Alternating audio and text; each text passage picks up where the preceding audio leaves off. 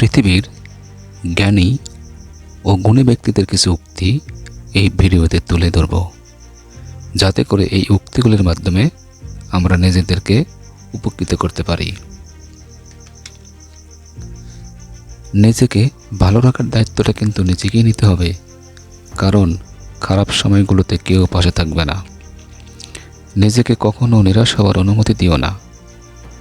যারা ভয় পেয়ে পালিয়ে যায়, সাফল্য তাদের দুয়ারে কখনোই আসে না।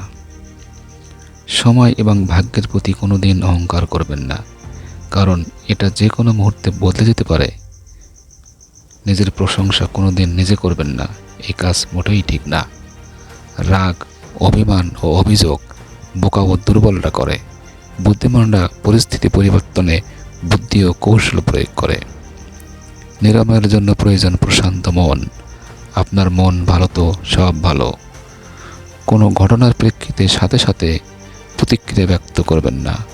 একটু থামুন, লম্বা দম নিন, মনকে জিজ্ঞেস করুন, এই মুহূর্তে আমার কী করণীয়।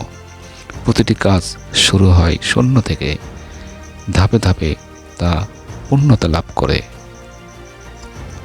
সুপ্রিয় দর্শক শ্রোতা, আজকে এ পর্যন্তই। আল্লাহ হাফেজ।